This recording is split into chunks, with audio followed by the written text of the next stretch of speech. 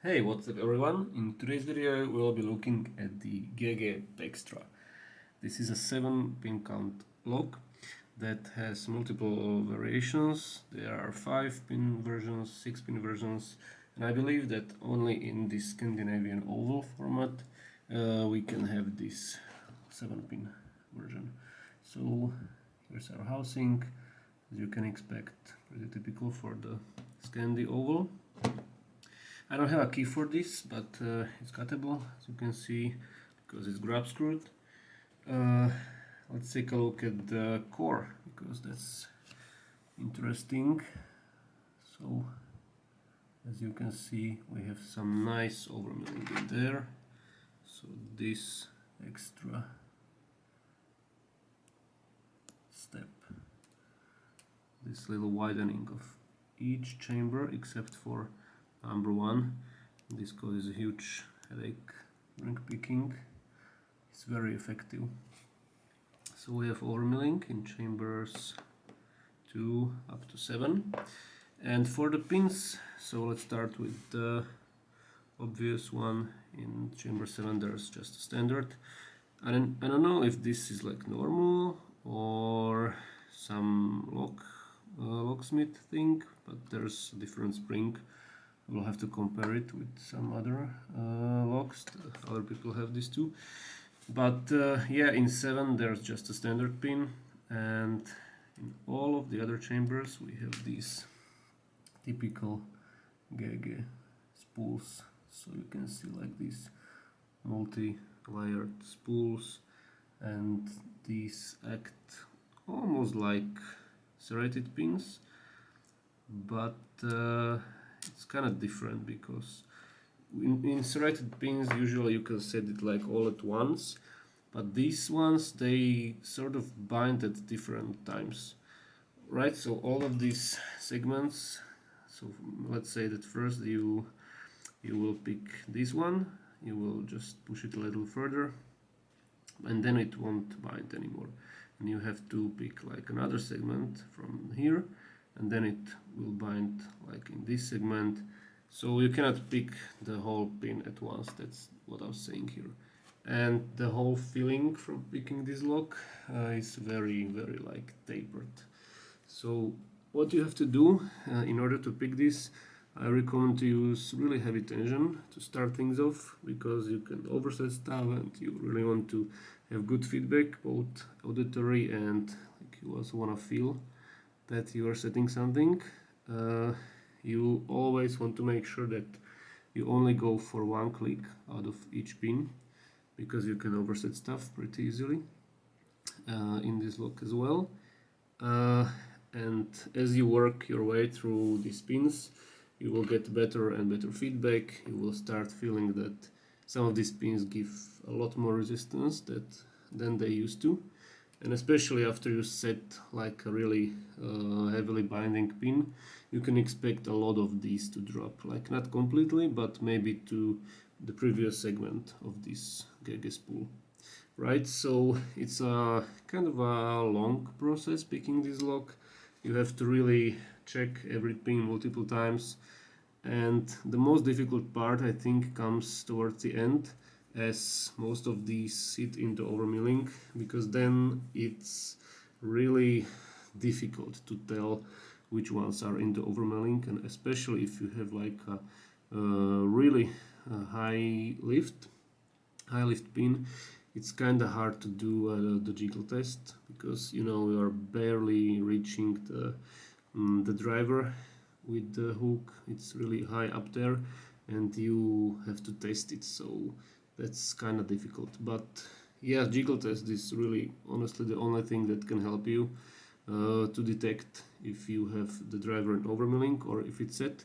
So to simplify things, because there are many good videos about overmilling, about jiggle testing, basically what you want to do if you are testing if the pin is binding or not, or if it's in overmilling or not, is that you will apply heavy tension and you will sort of tap on the pin or on the key pin, and you will try to feel what kind of resistance does this driver give you.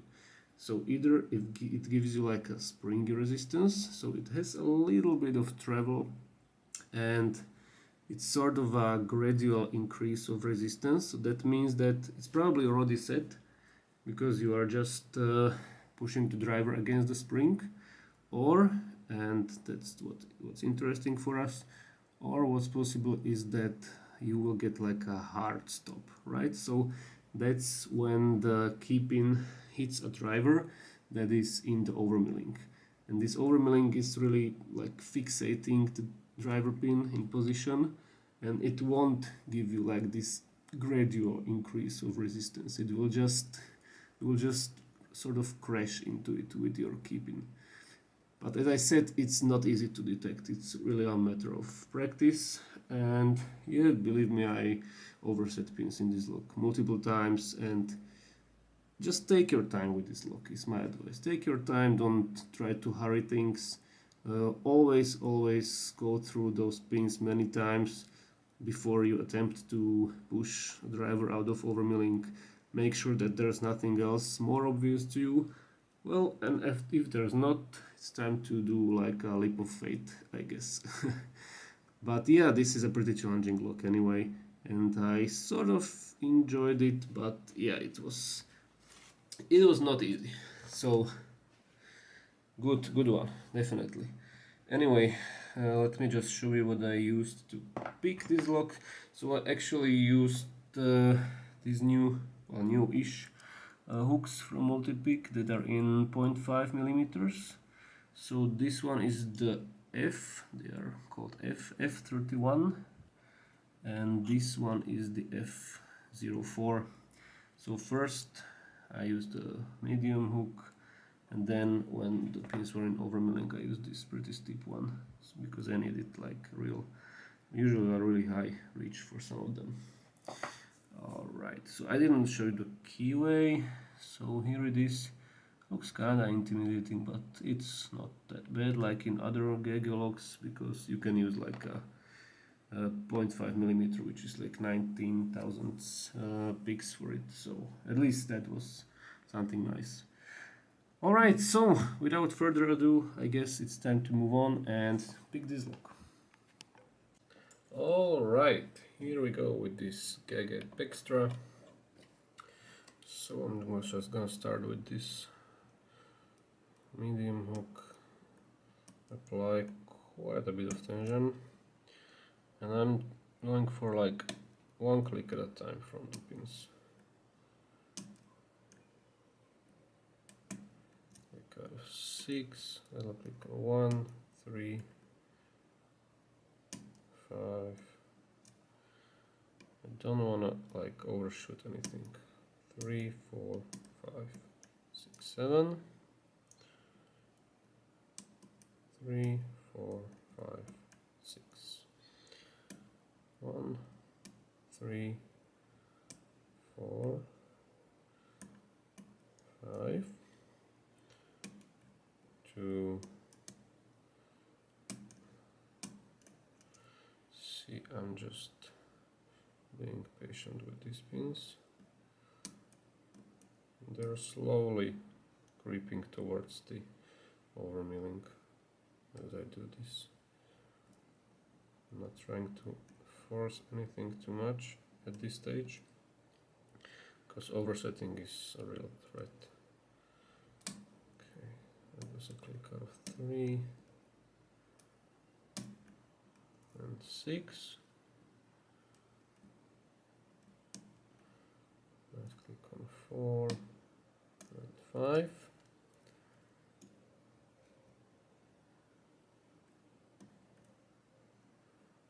Okay, so the pins are already pretty high up, but that doesn't mean anything in this lock. Just means that there is still some work to do. So now I can start being a little more cautious as well in that what pins I set, because not some of them are actually already set, but they will drop, of course. But the feedback changes now. We really need to look for that hard stop as the driver reaches, or as the keep in bounces in a driver in overmilling.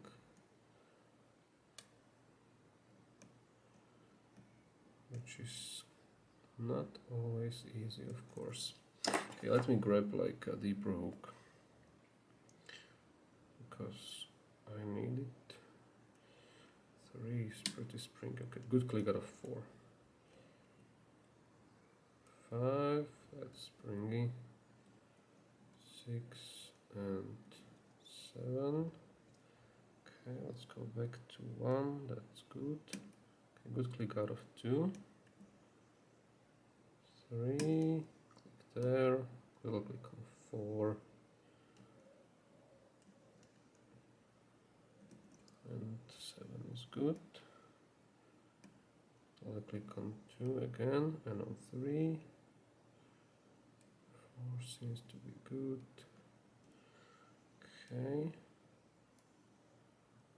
Well, 2 is good. 3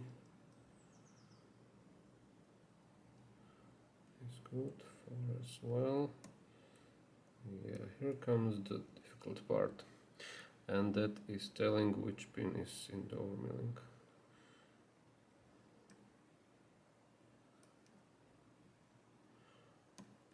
Okay, I'll click on 4.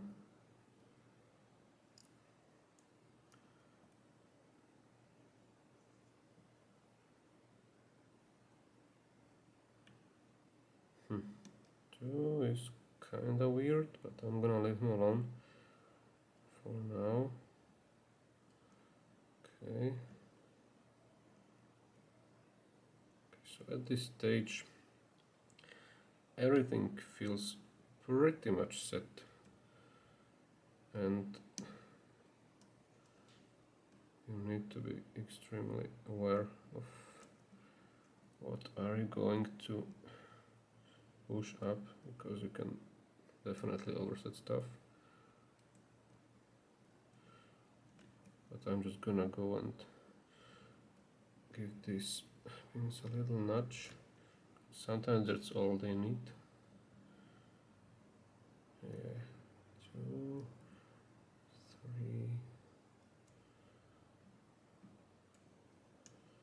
6, 7.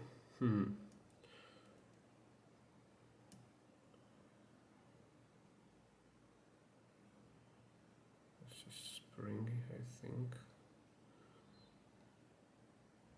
2, it's like up there. I don't know. Actually gave me a little counter rotation. I don't like that. Really don't. Maybe I will come back to him, because everything else feels pretty much set. So yeah. Let's go back to 2.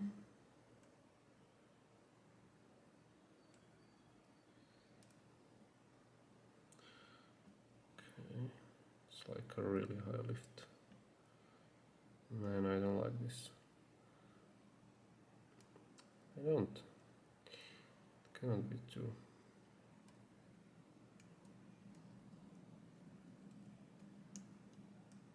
Oh, that's 6. Ah, that's springy as well. Alright, it was 7. Perfect. So, after a little bit of persuasion, the lock fell open. So, let's get it. So, we don't have a key, but that doesn't matter, because let me just switch to manual focus. Forgot how to do it. Okay, I know now. This log is grab screwed, so that's nice. Okay, so we have these up here and some hex screws. Okay,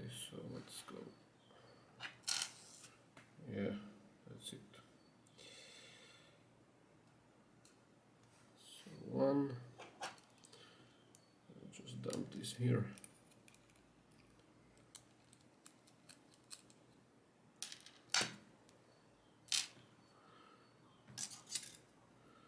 There's two.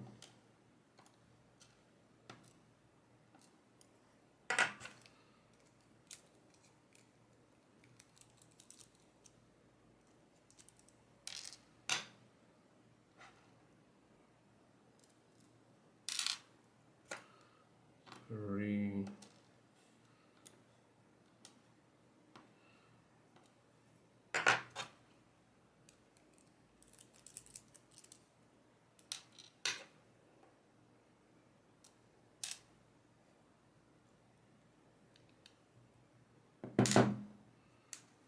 There's four.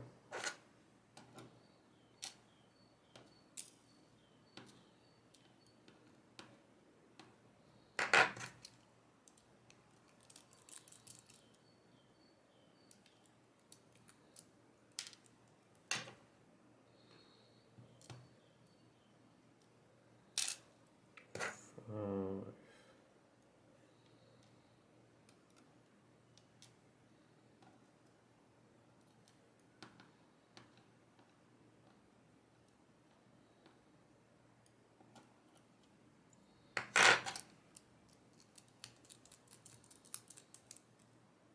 6.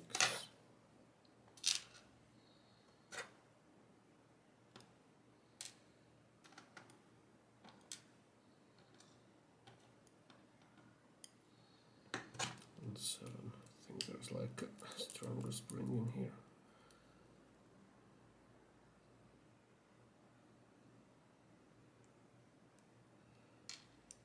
Maybe there is not. It's definitely different. And we have a standard here.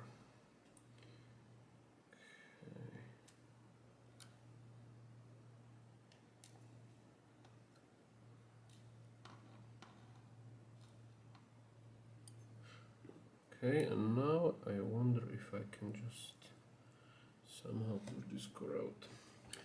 So we do have like a circlip in there, so let's try what it does. If I remove it, I should have kept like one pin in there. Number 3. Is that a bad idea? To drop it there like... I just don't want it to rotate, you know. Okay. Oh boy. This one's really tough.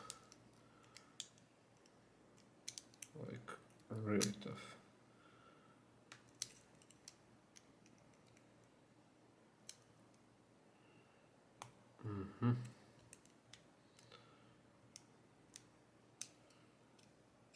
I'm not sure if I will be able to.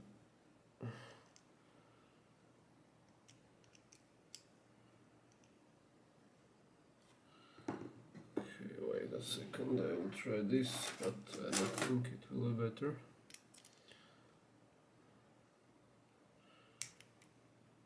It won't budge even. I don't know, it doesn't look... Is it springy?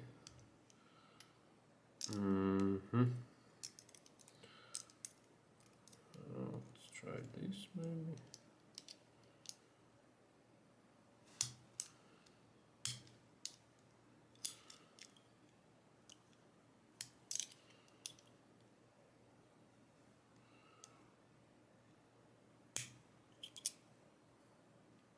Just doesn't move. I wish I had these circlip pliers, but I don't. So removing this will most definitely take a while.